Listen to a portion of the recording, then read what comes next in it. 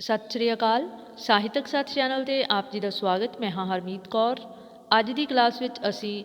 ਪ੍ਰਸਿੱਧ ਪੰਜਾਬੀ ਕਹਾਣੀਕਾਰਾ ਅਜੀਤ ਕੌਰ ਦੁਆਰਾ ਰਚਿਤ ਬੁੱਤ ਸ਼ਿਕਨ ਕਹਾਣੀ ਦੀ ਆਲੋਚਨਾਤਮਕ ਪਰਖ ਲੈ ਕੇ ਹਾਜ਼ਰ ਹੋਏ ਹਾਂ। ਪਰ ਇਸ ਤੋਂ ਪਹਿਲਾਂ ਕਿ ਚਰਚਾ ਸ਼ੁਰੂ ਕੀਤੀ ਜਾਵੇ, ਚੈਨਲ 'ਤੇ ਨਵੇਂ ਜੁੜੇ ਵਿਦਿਆਰਥੀ ਚੈਨਲ ਨੂੰ ਸਬਸਕ੍ਰਾਈਬ ਕਰਨ ਦੇ ਨਾਲ ਨਾਲ ਬੈਲ ਦਾ ਬਟਨ ਵੀ ਦਬਾ ਲਵੋ ਤਾਂ ਜੋ ਆਉਣ ਵਾਲੀਆਂ ਵੀਡੀਓਜ਼ ਵੀ ਤੁਹਾਡੇ ਤੱਕ ਸਮੇਂ ਸਿਰ ਪੁੱਜਦੀਆਂ ਰਹਿਣ, ਅਤੇ ਨਾਲ ਹੀ ਇਸ ਚੈਨਲ ਨੂੰ ਆਪਣੇ ਹੋਰ ਵਿਦਿਆਰਥੀ ਸਾਥੀਆਂ ਦੇ ਨਾਲ ਸਾਂਝਾ ਕਰਦੇ ਰਹਿਣਾ ਤਾਂ ਜੋ ਵੱਧ ਤੋਂ ਵੱਧ ਵਿਦਿਆਰਥੀ ਇਸ ਚੈਨਲ ਦੇ ਨਾਲ ਜੁੜ ਕੇ ਆਪਣੀ ਪੜ੍ਹਾਈ ਨੂੰ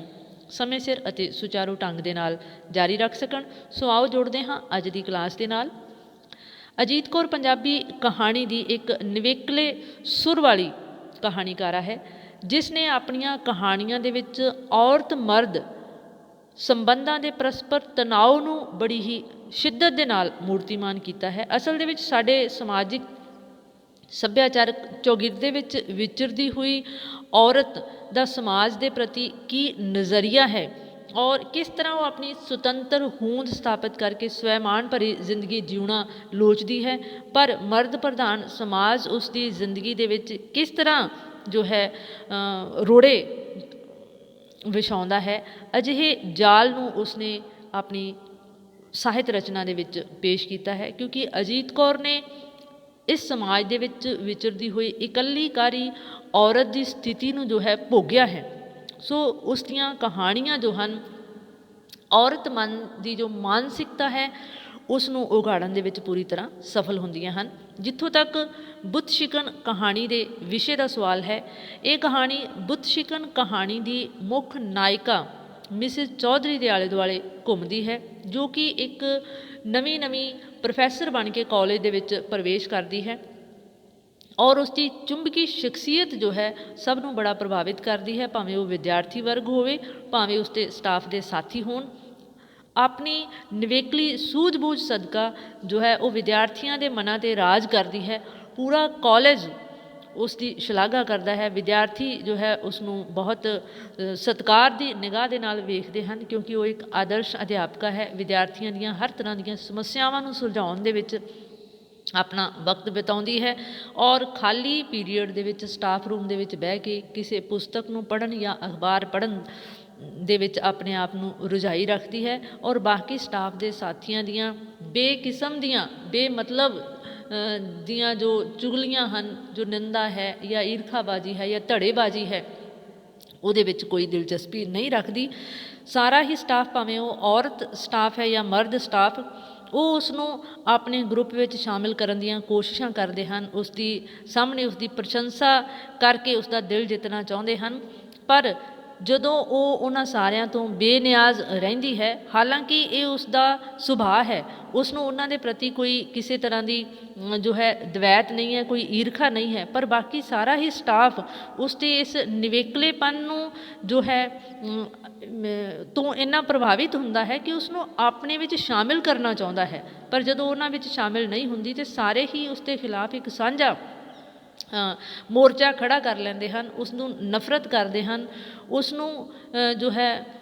ਇੱਕ ਤਰ੍ਹਾਂ ਦੇ ਨਾਲ ਉਸ ਦੀ ਬਣੀ ਹੋਈ ਹਰਮਨ ਪਿਆਰਤਾ ਨੂੰ ਤੋੜਨ ਦੇ ਲਈ ਉਸ ਦੇ ਖਿਲਾਫ ਜੋ ਹੈ ਕੋਸ਼ਿਸ਼ਾਂ ਕਰਦੇ ਹਨ ਕਿ ਕੋਈ ਅਜਿਹੀ ਖਬਰ ਮਿਲੇ ਜਿਸ ਨੂੰ ਫੈਲਾ ਕੇ ਉਹਨਾਂ ਨੂੰ ਮਾਨਸਿਕ ਸੰਤੁਸ਼ਟੀ ਮਿਲ ਸਕੇ। ਅਤੇ ਇਸੇ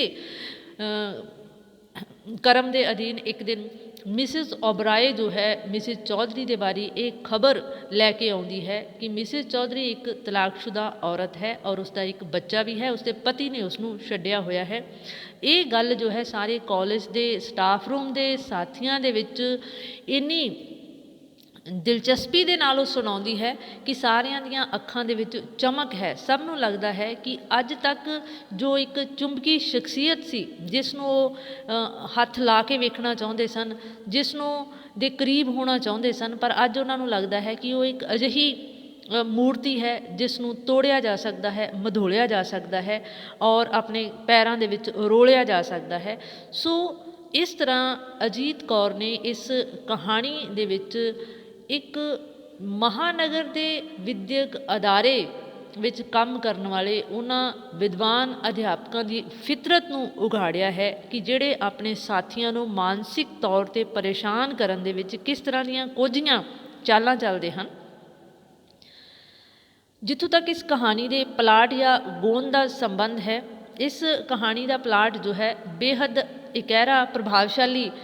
प्लाट है और कहानीकारा ने इस ਨੂੰ ਪਿਛਲ ਜਾਤ ਵਿਧੀ ਦੇ ਵਿੱਚ ਉਸਾਰਿਆ ਹੈ ਕਿਉਂਕਿ ਜਦੋਂ ਮਿਸਿਸ ਓਬਰਾਏ ਜੋ ਹੈ ਕਾਲਜ ਦੇ ਵਿੱਚ ਖਬਰ ਲੈ ਕੇ ਆਉਂਦੀ ਹੈ ਤੇ ਸਟਾਫ ਰੂਮ ਦੇ ਵਿੱਚ ਸਾਰੀਆਂ ਜੋ ਇਸਤਰੀ ਪ੍ਰੋਫੈਸਰ ਸਾਹਿਬਾਨ ਹਨ ਉਹ ਸਿਰ ਜੋੜ ਕੇ ਇੱਕ ਦੂਜੇ ਨਾਲ ਇਸ ਤਰ੍ਹਾਂ ਰਾਜਦਾਰਾਨਾ ਅੰਦਾਜ਼ ਦੇ ਵਿੱਚ ਗੱਲ ਕਰ ਰਹੀਆਂ ਹਨ ਤੇ ਉਹਨਾਂ ਦੀ ਅੱਖਾਂ ਦੇ ਵਿੱਚ ਇੱਕ ਚਮਕ ਹੈ। ਇਸ ਫਿਤਰਤ ਨੂੰ ਉਘਾੜਦਿਆਂ ਹੋਇਆਂ ਲੇਖਿਕਾ ने जो है किस तरह वो मिसिज चौधरी के खिलाफ जो है एक प्रचार करदियां हन, किस तरह उसका कॉलेज दे विच आउणा, उसकी हरमन प्यारता हासिल करना, किस तरह उसके अध्यापक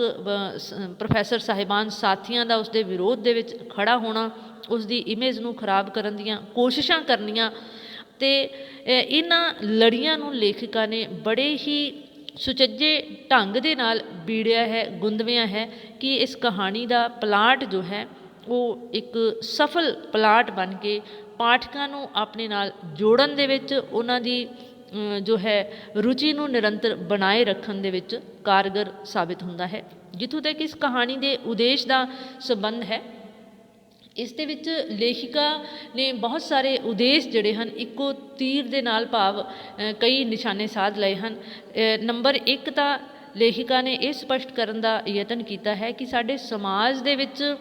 तलाकशुदा औरत की जो स्थिति है वो बड़ी मंदभागी है और किसी अनपढ़ या किसी पेंडू खिते दे लोगों का ही तलाकशुदा औरत के प्रति गलत नज़रिया नहीं हुंदा, सगों महानगर विच रहण वाले लोग जड़े ने और खास करके बड़ियां विद्वान शख्सियतां जड़ियां ने वो भी किसी औरत की जिंदगी दे विच वापरन वाली तलाक जही घटना नूं जो है वो बहुत ही गलत ढंग दे नाल वेखदियां होइयां उस औरत के चरित्र के उत्ते शक करदियां हन और औरत तलाक लैके जिस औरत ने अपनी जिंदगी नूं निवेकले ढंग दे नाल जीउण दा फैसला कीता हुंदा है वो तलाक उसदे लई राहत दी थावें एक जो है दुखांतक स्थिति पैदा कर दिंदा है जो कि उस औरत दे नाल एक बहुत वड्डी त्रासदी हुंदी है जो जिंदगी दे विच जीउणा लोचदी है पर समाज जो है उसनूं किसी भी हीले जीउण दे लई जो है सावा माहौल नहीं बख्शदा। दूजा इस कहानी दे विच ये स्पष्ट करन दा यतन कीता है कि मनुख जो है अपने तो अगे वधदे हुए मनुख नूं वेख के किन्नी ईरखाबाजी करदा है, किन्ना उसदियां लत्तां नूं खिच के उसनूं अपनी मंजिल तो वल चलदे नूं रोकण दीयां कोशिशां करके असल दे विच वो उसका नुकसान नहीं कर रहा हुंदा, वो अपना ही नुकसान करता है। जिमें कि इस कहानी दे विच जो है लेखिका ने स्पष्ट किया है कि जो बुत शिकन कहानी की नायिका मिसिज चौधरी है, जेकर सारा स्टाफ कोशिश कर रहा है अपनियां कुछ चालां चल के उसकी बनी हुई इमेज नूं विगाड़न दियां ते असल दे विच वो मिसिज जो चौधरी है उसकी इमेज नूं विगाड़न की थावें पाठकों के मन दे विच अपनी इमेज जो है पूरी तरह खंडित कर चुकिया है। भाव जेकर असी किसी वाल एक उंगल करते हाँ तो कहते हैं कि 4 उंगलां अपने वाल हुंदियां हन, 3 उंगलां। सो ठीक इस तरह ही सारे स्टाफ दीयां कोशिशां हन मिसिज चौधरी नूं परेशान करन दीयां, पर वास्तविक दे विच उन्हां दी जो मानसिक दिवालियापन वाली स्थिति हुंदी है वो पाठकों के सामने स्पष्ट हो जाती है। तीसरा लेखिका ने यह भी स्पष्ट करन दा यतन किया है कि साडे समाज दे लोग किसी उस मनुख नूं जिहड़ा अपने आप तक सीमित हुंदा है, जो समाज दे भले लई सोचदा है, जिवें कि इस कहानी दे विच मिसिज चौधरी एक आदर्श अध्यापका होने के नाते विद्यार्थियों के विकास के विच अपना योगदान पाउण दे लई अपना आपा जो है खोप दिंदी है, पर उसके साथी जड़े ने वो वक्री किस्म के हैं, वो उसकी इस निवेकली फितरत नूं पसंद नहीं करते और उसनूं मानसिक तौर पर परेशान करन दीयां बड़ियां कोशिशां करते हैं। चौथा कहानीकारा ने यह स्पष्ट करने का यतन किया है कि असल दे विच एक अध्यापक जो है वो राष्ट्र का निर्माता हुंदा है, पर साडे विद्यक अदारियां दे विच काम काज करन वाले जो अध्यापक हैं वो किस तरह अपने मूल मकसद तो भटक के ਜੋ ਹੈ ਆਪਣੀਆਂ ਨਿੱਜੀ ਕਿੜਾਂ ਕੱਢਣ ਦੇ ਲਈ ਆਪਣੀ ਹਉਮੈ ਦਾ ਸ਼ਿਕਾਰ ਹੋ ਜਾਂਦੇ ਹਨ, ਈਰਖਾ ਵਸ ਚੁਗਲੀਆਂ ਕਰਨ ਦੇ ਵਿੱਚ, ਦੂਸਰਿਆਂ ਦੀ ਨਿੰਦਿਆ ਕਰਨ ਦੇ ਵਿੱਚ ਸ਼ਾਮਿਲ ਹੁੰਦੇ ਹਨ ਅਤੇ ਹਰ ਤਰ੍ਹਾਂ ਦੀ ਗੱਪਬਾਜ਼ੀ ਕਰਕੇ ਆਪਣਾ ਵਕਤ ਬਿਤਾਉਂਦੇ ਹਨ। ਉਹਨਾਂ ਦਾ ਮੁੱਖ ਮਕਸਦ ਵਿਦਿਆਰਥੀਆਂ ਨੂੰ ਪੜ੍ਹਾਉਣਾ ਜਾਂ ਵਿਦਿਆਰਥੀਆਂ ਦਾ ਸਹੀ ਮਾਰਗਦਰਸ਼ਨ ਕਰਨਾ ਹੋਣ ਦੀ ਥਾਵੇਂ ਨਿੱਜੀ ਕਿੜਾਂ ਕੱਢਣ ਤੱਕ ਸੀਮਿਤ ਹੋ ਜਾਂਦਾ ਹੈ। ਜਿੱਥੋਂ ਤੱਕ ਇਸ ਕਹਾਣੀ ਦੇ ਪਾਤਰ ਉਸਾਰੀ ਦਾ ਸਵਾਲ ਹੈ, ਇਸ ਕਹਾਣੀ ਦੀ ਨਾਇਕਾ ਮਿਸਿਜ਼ ਚੌਧਰੀ ਇਸ ਕਹਾਣੀ ਦੀ ਮੁੱਖ ਪਾਤਰ ਹੈ, ਜੋ ਕਿ ਇੱਕ ਆਦਰਸ਼ ਅਧਿਆਪਕ ਵੀ ਹੈ, ਜਿਸ ਦਾ ਵਿਅਕਤੀਤਵ ਬੇਹੱਦ ਗਹਿਰ ਗੰਭੀਰ ਹੈ, ਸਾਦਗੀ ਦੀ ਮੂਰਤ ਹੈ ਔਰ ਇੱਕ ਵਿਦਵਤਾ ਭਰਪੂਰ ਸ਼ਖਸੀਅਤ ਦੇ ਰੂਪ ਦੇ ਵਿੱਚ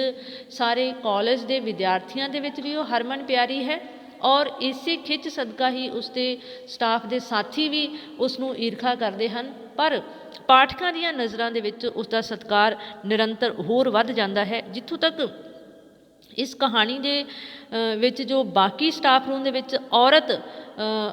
ਜੋ ਪ੍ਰੋਫੈਸਰ ਸਾਹਿਬਾਨ ਹਨ, ਬਾਕੀ ਪਾਤਰਾਂ ਦੇ ਰੂਪ ਵਿੱਚ, ਭਾਵੇਂ ਉਹ ਮਿਸਿਜ਼ ਦੁਬੇ ਹੈ, ਮਿਸਿਜ਼ ਪਾਂਡੇ ਹੈ, ਮਿਸਿਜ਼ ਓਬਰਾਏ ਹੈ, ਉਹ ਕਿਸ ਤਰ੍ਹਾਂ ਆਪਣੀ ਨਿੱਜੀ ਜ਼ਿੰਦਗੀ ਦੀਆਂ ਸਮੱਸਿਆਵਾਂ ਨੂੰ ਜੋ ਹੈ ਇੱਕ ਦੂਜੇ ਨਾਲ ਸਾਂਝੀਆਂ ਕਰਨ ਤੱਕ ਹੀ ਸੀਮਿਤ ਹਨ, ਕਿਸ ਤਰ੍ਹਾਂ ਉਹ ਆਪਣੇ ਮੁੱਖ ਮਕਸਦ ਵਿਦਿਆਰਥੀਆਂ ਦੇ ਵਿਕਾਸ ਨੂੰ ਭੁੱਲ ਕੇ ਅਸਲ ਦੇ ਵਿੱਚ ਉਹ ਆਪਣੇ ਪਤੀਆਂ ਦੀਆਂ, ਆਪਣੇ ਬੱਚਿਆਂ ਦੀਆਂ ਗੱਲਾਂ ਕਰਨ ਤੱਕ ਸੀਮਿਤ ਹਨ, ਜਾਂ ਫਿਰ ਨਵੀਆਂ ਸਾੜੀਆਂ ਜਾਂ ਨਵੇਂ ਸੂਟਾਂ ਦੇ ਮਾਡਲ ਜਿਹੜੇ ਹਨ ਜਾਂ ਉਹਨਾਂ ਦੇ ਉੱਤੇ ਮਿਲਣ ਵਾਲੀ ਰਾਇਲਟੀ ਬਾਰੇ ਗੱਲਾਂ ਕਰਨ ਤੱਕ ਹੀ ਦਿਲਚਸਪੀ ਰੱਖਦੀਆਂ ਹਨ। ਉਹਨਾਂ ਦਾ ਵਿਦਿਆਰਥੀਆਂ ਦੇ ਨਾਲ ਕਿਸੇ ਤਰ੍ਹਾਂ ਦਾ ਕੋਈ ਸਰੋਕਾਰ ਨਹੀਂ, ਵਿਦਿਆਰਥੀਆਂ ਦੇ ਭਵਿੱਖ ਪ੍ਰਤੀ ਕਿਸੇ ਤਰ੍ਹਾਂ ਦੀ ਕੋਈ ਚਿੰਤਾ ਨਹੀਂ ਹੈ। ਉਹ ਕਾਲਜ ਆਉਣਾ ਅਤੇ ਆਪਣੇ ਆਪ ਨੂੰ ਫਾਲਤੂ ਦੀ ਗੱਪਬਾਜੀ ਵਿੱਚ ਸ਼ਾਮਿਲ ਹੋਣਾ ਹੀ ਆਪਣਾ ਧਰਮ ਸਮਝਦੀਆਂ ਹਨ। ਇਸ ਤਰ੍ਹਾਂ ਉਹ ਆਪਣੇ ਕਿੱਤੇ ਦੇ ਪ੍ਰਤੀ ਬੇਮੁਖ ਹਨ। ਔਰ ਜਿੱਥੋਂ ਤੱਕ ਮਰਦ ਪਾਤਰਾਂ ਦਾ ਸਵਾਲ ਹੈ, ਉਹ ਸਾਰੇ ਦੇ ਸਾਰੇ ਜੋ ਹਨ ਉਹਨਾਂ ਦਾ ਨਜ਼ਰੀਆ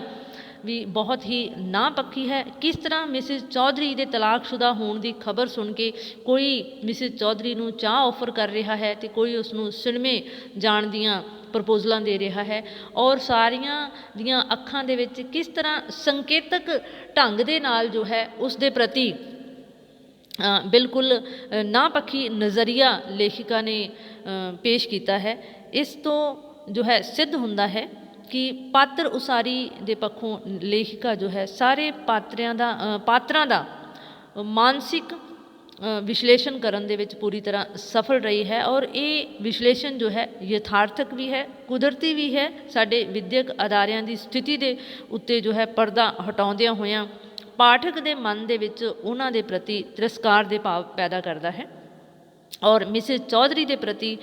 ਜੋ ਹੈ ਬਹੁਤ ਹੀ ਸਤਿਕਾਰਤ ਸ਼ਖਸੀਅਤ ਵਜੋਂ ਉਸ ਨੂੰ ਸਜਦਾ ਵੀ ਕਰਦਾ ਹੈ, ਕਿਉਂਕਿ ਬਹੁਤ ਥੋੜ੍ਹੇ ਅਧਿਆਪਕ ਹੁੰਦੇ ਹਨ ਜਿਹੜੇ ਆਪਣੇ ਕਿੱਤੇ ਦੇ ਪ੍ਰਤੀ ਸਮਰਪਿਤ ਹੁੰਦੇ ਹਨ। ਉਹਨਾਂ ਵਿੱਚੋਂ ਹੀ ਹੈ ਮਿਸਿਜ਼ ਚੌਧਰੀ, ਔਰ ਅਜਿਹੇ ਲੋਕਾਂ ਦੇ ਸਿਰ ਦੇ ਉੱਤੇ ਹੀ ਇਹ ਪੇਸ਼ਾ ਜੋ ਹੈ ਉਹ ਸਲਾਮਤ ਹੈ। ਜਿੱਥੋਂ ਤੱਕ ਵਾਰਤਾਲਾਪ ਦਾ ਸੰਬੰਧ ਹੈ, ਇਸ ਕਹਾਣੀ ਦੇ ਵਿੱਚ ਵਾਰਤਾਲਾਪ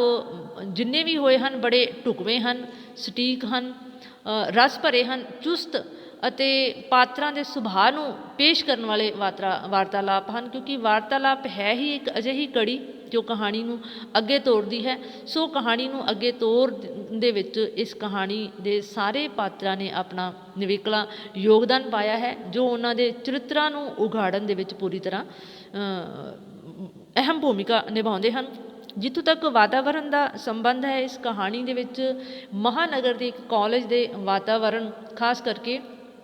ਉੱਥੋਂ ਦੇ ਸਟਾਫ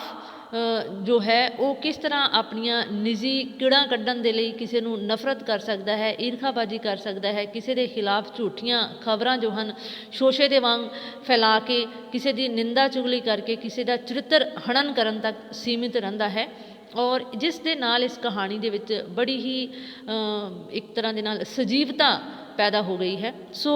ਵਾਤਾਵਰਨ ਦੇ ਪੱਖੋਂ ਵੀ ਇਸ ਕਹਾਣੀ ਨੂੰ ਅਸੀਂ ਇੱਕ ਸਫਲ ਕਹਾਣੀ ਕਹਿ ਸਕਦੇ ਹਾਂ, ਕਿਉਂਕਿ ਇਸ ਦੇ ਵਿੱਚ ਮਹਾਨਗਰਾਂ ਦੇ ਵਿੱਚ ਰਹਿਣ ਵਾਲੇ ਬਸ਼ਿੰਦਿਆਂ ਦਾ ਮਾਨਸਿਕ ਚਿੱਤਰਣ ਵੀ ਹੋਇਆ ਹੈ ਅਤੇ ਸਾਡੇ ਵਿੱਦਿਅਕ ਅਦਾਰਿਆਂ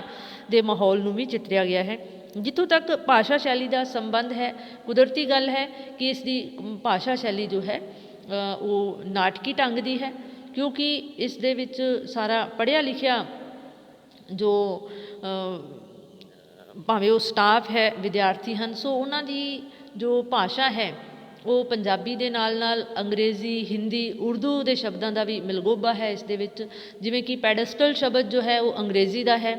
ਅਤੇ ਜੋ ਬੁੱਤ ਸ਼ਿਕਨ ਸ਼ਬਦ ਹੈ ਇਹ ਉਰਦੂ ਭਾਸ਼ਾ ਦਾ ਸ਼ਬਦ ਹੈ। ਸੋ ਭਾਸ਼ਾ ਸ਼ੈਲੀ ਜੋ ਹੈ ਇਹ ਬਿਲਕੁਲ ਰੋਚਕ ਹੈ, ਕਹਾਣੀ ਨੂੰ ਇੱਕ ਰੋਚਕਤਾ ਬਖਸ਼ਣ ਦੇ ਨਾਲ ਨਾਲ ਪਾਠਕਾਂ ਦਾ ਮਾਨਸਿਕ ਵਿਕਾਸ ਵੀ ਕਰਦੀ ਹੈ। ਸੋ ਸਿਰਲੇਖ ਦੇ ਪੱਖੋਂ ਵੀ ਇਸ ਕਹਾਣੀ ਨੂੰ ਅਸੀਂ ਇੱਕ ਸਫਲ ਕਹਾਣੀ ਦਾ ਦਰਜਾ ਦੇ ਸਕਦੇ ਹਾਂ, ਕਿਉਂਕਿ ਸਮੁੱਚੀ ਕਹਾਣੀ ਜੋ ਹੈ, ਕਹਾਣੀ ਦੇ ਮੁੱਖ ਸਿਰਲੇਖ ਬੁੱਤ ਸ਼ਿਕਨ ਦੇ ਆਲੇ ਦੁਆਲੇ ਘੁੰਮਦੀ ਹੈ। ਕਿਉਂਕਿ ਬੁੱਤ ਸ਼ਿਕਨ ਤੋਂ ਭਾਵ ਹੈ ਬੁੱਤ ਨੂੰ ਤੋੜਨਾ, ਕਿਉਂਕਿ ਜਿਵੇਂ ਬੁੱਤ ਘਾੜਾ ਜਾਂ ਬੁੱਤ ਸਿਰਜਕ ਕਿਸੇ ਬੁੱਤ ਨੂੰ ਬਣਾਉਣ ਵਾਲੇ ਨੂੰ ਕਿਹਾ ਜਾਂਦਾ ਹੈ, ਪਰ ਇਸ ਕਹਾਣੀ ਦੇ ਵਿੱਚ ਮਿਸਿਜ਼ ਚੌਧਰੀ ਦਾ ਬੁੱਤ ਜੋ ਹੈ, ਉਸ ਦੀ ਇਮੇਜ ਜਾਂ ਉਸ ਦੀ ਸ਼ਖਸੀਅਤ ਜੋ ਹੈ ਉਹ ਬੜੀ ਹੀ ਹਾਂ ਪੱਖੀ ਹੈ। ਉਹ ਬੜੀ ਹਰਮਨ ਪਿਆਰੀ ਅਧਿਆਪਿਕਾ ਹੈ ਵਿਦਿਆਰਥੀਆਂ ਦੇ ਵਿੱਚ, ਪਰ ਉਸਦੇ ਬਾਕੀ ਸਾਥੀ ਜਿਹੜੇ ਨੇ ਸਟਾਫ ਦੇ ਉਸ ਨੂੰ ਈਰਖਾਬਾਜ਼ੀ ਕਰਦਿਆਂ ਹੋਇਆਂ ਉਸ ਦੀ ਇਸ ਬਣੀ ਹੋਈ ਇਮੇਜ ਨੂੰ ਸ਼ਿਕਨ ਭਾਵ ਤੋੜਨ ਦੇ ਵਿੱਚ ਆਪਣੀ ਪੂਰੀ ਵਾਹ ਲਾਉਂਦੇ ਹਨ। ਇਹ ਗੱਲ ਵੱਖਰੀ ਕਿ ਅੰਤ ਦੇ ਵਿੱਚ ਪਾਠਕ ਜੋ ਹੈ ਉਹ ਦੇਖ ਰਿਹਾ ਹੈ ਔਰ ਪੂਰੀ ਤਰ੍ਹਾਂ ਉਸ ਨੂੰ ਸਪਸ਼ਟ ਹੋ ਰਿਹਾ ਹੈ ਕਿ ਅਸਲ ਦੇ ਵਿੱਚ ਸਾਰਾ ਸਟਾਫ ਪੂਰੀ ਵਾਹ ਲਾਉਣ ਦੇ ਬਾਵਜੂਦ ਵੀ ਮਿਸਿਜ਼ ਚੌਧਰੀ ਦੀ ਪਾਠਕਾਂ ਦੇ ਮਨ ਵਿੱਚ ਜੋ ਬਣੀ ਹੋਈ ਇਮੇਜ ਹੈ ਉਸ ਨੂੰ ਤੋੜਨ ਦੇ ਵਿੱਚ ਸਫਲ ਨਹੀਂ ਹੋ ਸਕਿਆ, ਪਰ ਆਪਣੀ ਇਮੇਜ ਜੋ ਹੈ ਉਸ ਨੂੰ ਪੂਰੀ ਤਰ੍ਹਾਂ ਖੰਡਿਤ ਕਰ ਲਿਆ ਹੈ ਸਟਾਫ ਨੇ, ਕਿਉਂਕਿ ਉਹਨਾਂ ਨੇ ਆਪਣੇ ਮੂਲ ਮਕਸਦ, ਆਪਣੇ ਅਧਿਆਪਨ ਦਾ ਪੇਸ਼ਾ ਜੋ ਹੈ ਉਸ ਦਾ ਤਿਰਸਕਾਰ ਕੀਤਾ ਹੈ। ਉਸ ਦੇ ਪ੍ਰਤੀ ਉਹਨਾਂ ਨੇ ਆਪਣਾ ਕੋਈ ਫਰਜ਼ ਨਾ ਨਿਭਾ ਕੇ ਆਪਣੀ ਈਰਖਾਬਾਜ਼ੀ ਸਦਕਾ ਜੋ ਹੈ ਆਪਣੇ ਕਿਸੇ ਅਗਾਂਹ ਵਧੂ ਸਾਥੀ ਦੀ ਬਣੀ ਹੋਈ ਹਰਮਨ ਪਿਆਰਤਾ, ਬਣੀ ਹੋਈ ਇਮੇਜ ਨੂੰ ਤੋੜਨ ਦੇ ਲਈ ਉਹ ਪੂਰੀ ਕੋਸ਼ਿਸ਼ ਕਰ ਰਹੇ ਹਨ ਔਰ ਲੱਗਦਾ ਹੈ ਉਹਨਾਂ ਨੂੰ ਕਿ ਉਹ ਸਫਲ ਹੋ ਗਏ ਹਨ ਉਸ ਦੇ